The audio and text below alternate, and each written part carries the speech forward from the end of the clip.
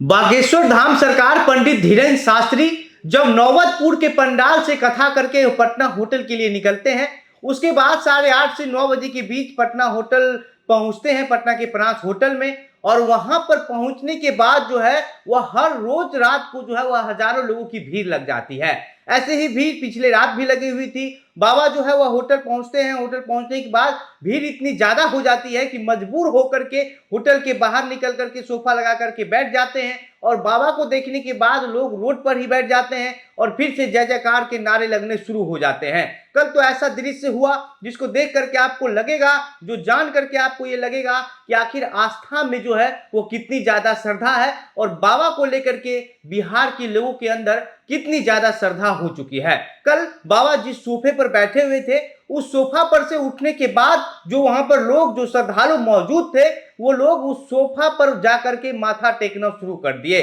कई तो ऐसे लोग थे जिनके बच्चे बीमार थे, जिनके लोग जो है बच्चे जो है वो शरीर काम नहीं कर रहा था या फिर किसी तरीके से जो है वो बीमार था मानसिक रूप से भी, तो वैसे बच्चों को उस सोफे पर बैठा करके और उसके बाद वहां पर हाथ जोड़ करके उस सोफा को प्रणाम कर रहे थे जिस सोफा पर बाबा बागेश्वर धाम सरकार पंडित धीरेन्द्र शास्त्री बैठे हुए थे। और उसके बाद होटल का जो नजारा था, 4 बजे सुबह तक भीड़ वहां से खत्म होने का नाम नहीं ले रही थी। होटल के अंदर और बाहर दोनों तरफ जो है वह हजारों लोगों की भीड़ लगी हुई थी। बाद में लोग वहां से निकलने की कोशिश नहीं कर रहे थे। कुछ ऐसी महिलाएं थी जिसको लग रहा था कि बाबा अभी सोएंगे ही नहीं, बाबा पूरी रात जगेंगे। 4 बजे तक तो बाबा जगे हुए ही थे, लेकिन उसके बावजूद भी लोग वहां से बाहर निकलने को तैयार नहीं थे। और बाद में होटल के जो मैनेजर है उन्होंने पुलिस को बुला करके सभी लोगों को खाली करवाया। पहले तो पंखा बंद करवाया, लाइट बंद करवाया, उसके बाद पुलिस को बुला करके जबरदस्ती जो है वह लोगों को होटल से बाहर निकाला गया। और 4 बजे के बाद जो है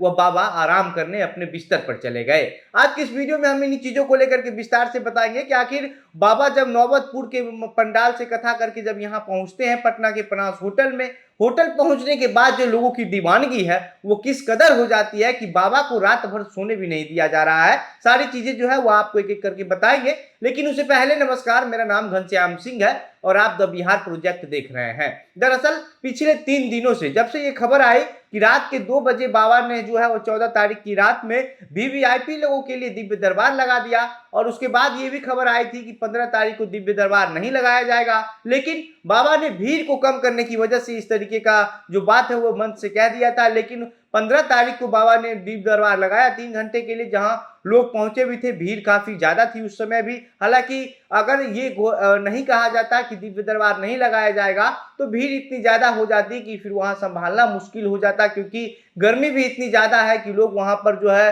सांस नहीं ले पाते हैं, खड़े होने का जगह नहीं होता है। और धूप इतनी तेज 42 से 44 डिग्री वहां का टेम्परेचर रहता है। इसके बावजूद लोग वहां पर जो है शक्ति जो है वह बाबा का जो श्रद्धा है उसको लेकर के जो है बाबा का दर्शन करने के लिए, बाबा का कथा सुनने के लिए वहां पर लोग खड़े रहते हैं। कई लोग प्यास से तड़पते हैं, लेकिन उन लोगों का कहना है कि उनको ना भूख लगता है ना प्यास लगता है, बस उनको बाबा का जो कथा है, हनुमंत कथा, वो सुनना है, बाबा को एक बार सामने से देखना है। और ऐसे ही जो लोग हैं वो पहले नौबतपुर में पहुंचते हैं और नौबतपुर में जब उनको पता चलता है, देखते हैं कि जब बाबा का जो कथा है वो खत्म हो गया है और अब बाबा पटना के लिए होटल पनास निकलेंगे, उसके बाद वो लोग वहां से पीछे पीछे चल करके बाबा के गाड़ी के पीछे पटना पहुंच जाते हैं और होटल के बाहर जो है वो अड्डा जमा करके बैठ जाते हैं। होटल के बाहर कल रात ऐसा नजारा था कि आपको देख करके लगता कि पनास होटल में कहीं की बड़ा मेला लगाया गया हो।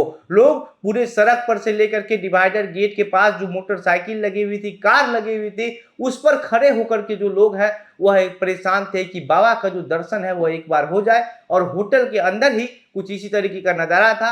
होटल के अंदर जो वीआईपी लोग थे वो लोग सीधा वहां पर पहुंच रहे थे और पहुंचने के बाद जो है लिफ्ट वहां की जो होटल की जो है वो इतनी ओवरलोड हो जा रही थी कि लिफ्ट का चलना मुश्किल हो जा रहा था। 8वीं तल्ले पर जो है वह बाबा के लिए का एक दरबार लगाया गया था, वहां कुछ लोग पहुंचे थे। सुबह के लगभग 4 बजे तक जो है वह बाबा वहां पर बैठते हैं, लोगों को संबोधित करते हैं, लोगों को आशीर्वाद देते हैं, कथा सुनाते हैं। और लेकिन उसके बावजूद भी जो लोग हैं वहां से जाने का नाम नहीं लेते हैं। आप समझिए कि बाबा को लेकर के बिहार के लोगों में कितनी ज्यादा आस्था हो गई है। पंडित धीरेन्द्र शास्त्री का भी मन गदगद हो गया है। पंडित धीरेन्द्र शास्त्री कहते हैं कि अब बिहार से मुझे प्यार हो गया है, बिहार के बारे में लोग कुछ से कुछ बोलते थे, लेकिन बिहार क्या है असल में ये अब मुझे पता चल गया है और मैं बिहार आता रहूंगा जब तक बिहार राम में नहीं हो जाता है। पंडित धीरेन्द्र शास्त्री आगे कहते हैं कि अब बिहार के पगला लोगों ने जो है वह हमको एकदम खुश कर दिया है, गदगद हो गए हैं हम। और फिर सितंबर में भी बाबा जो है वो गया में आ रहे हैं और गया में भी ये कहा जा रहा है कि जो भीड़ है वह इससे भी ज़्यादा वहाँ पर पहुँचे, क्योंकि गया ऐसे ही एक तीर्थ स्थल है जहाँ पर लोग जो है श्रद्धालु लोग वैसे ही पहुँचते रहते हैं। लेकिन इसके बावजूद भी जो है वह अब अगर धीरेन्द्र शास्त्री जी का कार्यक्रम वहाँ पर होता है तो भीड़ जो है वो नौबतपुर से ज़्यादा दोगुनी होने की बात कही जा रही है। होटल के बाहर इतनी ज़्यादा भीड़ लगी हुई थी कि जो वीआईपी लोग आ रहे थे वीवीआईपी लोगों को भी अंदर जाने में परेशानी हो रहा था। और इसी बीच जो है वह बारात के लगभग 12 बजे जो है वह केंद्रीय मंत्री अश्विनी चौबे पहुंचते हैं। अश्विनी चौबे अपने परिवार के साथ अंदर जाते हैं और उसके बाद जब लिफ्ट में जाते हैं तो लिफ्ट में इतना ओवरलोड हो जाता है, लोग इतना ज़्यादा चढ़ जाते हैं कि लिफ्ट जो है वो काम नहीं करता है। उसके बाद कुछ श्रद्धालु को जो है वह सीढ़ी के से जो है वह 8वीं तल्ले पर भेजा जाता है, लोग वहाँ पर पहुँचते हैं। लेकिन वीवीआईपी लोगों के लिए जो है वो 6ठी तल्ले पर व्यवस्था किया जाता है और उसके बाद बाबा जो है वह बारी बारी से लोगों के सामने बैठते हैं, लोगों को बताते हैं, लोगों को आशीर्वाद देते हैं और फिर से जो है वो बार बार अपील करते रहते हैं कि इतना भीड़ नहीं लगाया कीजिए, इतना भीड़ नहीं लगाया कीजिए। जब से बाबा पटना आए हैं बाबा धीरेन्द्र शास्त्री का जो दिनचर्या है वो पूरी तरीके से बदल गया है। धीरेन्द्र शास्त्री जब सुबह के आप समझिए कि 4 बजे तक अगर वहाँ पर बैठे होते हैं तो सोने में उनको 5 से 6 बज जाता होगा और 6 बजते बजते तक वो सोते हैं और सोने के बाद फिर से वो 12 बजे 11 बजे 1 बजे जो है वह निकल जाते हैं फिर नौबतपुर में जहाँ पर कथा होता है वहाँ के लिए। और उसके बाद से वहाँ से कथा खत्म करने के बाद बाबा फिर अगले सुबह 4 से 5 बजे तक लगातार जगे रहते हैं। आप सोचिए कि बाबा का जो दिनचर्या है वो कितनी ज़्यादा व्यस्त हो गई है यहाँ पहुँचने के बाद, खास करके क्योंकि बिहार के जो लोग हैं वो बाबा का दर्शन करने के लिए जो है वो पूरी तरीके से परेशान हो गए। कुछ ऐसे भी लोग हैं जो नौबतपुर के पंडाल में भी पहुंचते हैं लेकिन वहां पर उनका दर्शन ठीक से नहीं हो पाता है,